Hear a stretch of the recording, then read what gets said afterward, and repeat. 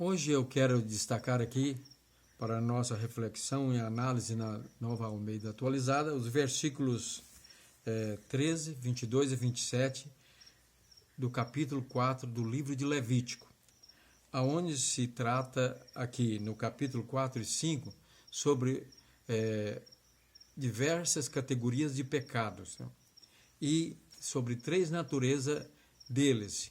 E é sobre essas três naturezas de pecados que eu quero destacar aqui, onde a tradução desses versículos, onde surge a palavra pecados involuntário, tanto no versículo 13, 22 como 27, foi incoerente com o original. E também está diferente da Almeida Atualizada, a ARA, né? Lá a tradução ficou correta, porque aqui o sentido é de pecado de ignorância.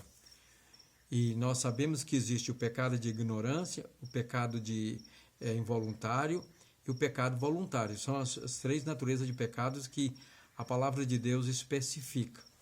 E nesse caso aqui, todos os três tipos de pecado, ele reduz-se em culpa, porque é a transgressão da lei moral, da lei eterna, que é a expressão do caráter de Deus. A lei moral é aquela lei que especifica o que é certo e o que é errado, mediante os resultados. Tudo aquilo que promove o bem-estar, a felicidade de Deus, do próximo e da natureza em geral, é então o certo, o correto, né? É virtuoso. E tudo aquilo que produz resultados que prejudica, ofende a Deus, o nosso semelhante e a natureza ou a criação, é considerado como errado. Então, aí nós temos o bem e o mal.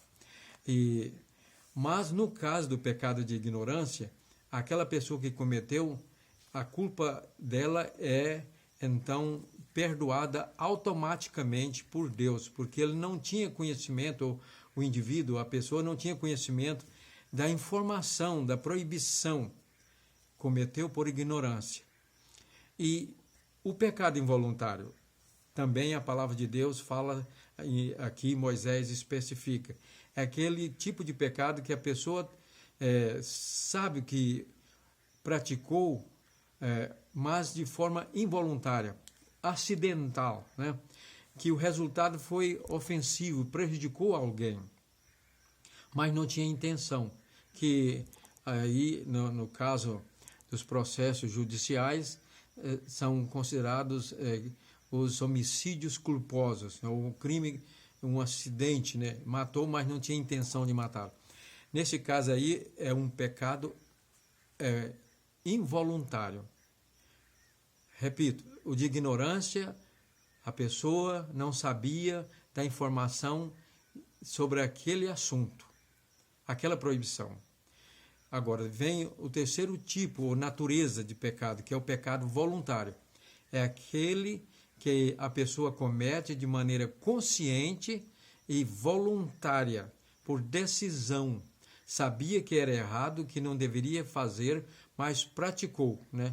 Tomou a decisão consciente e então se torna culpado. Só que aí há uma diferença. No caso do pecado por ignorância, a pessoa é perdoada automaticamente.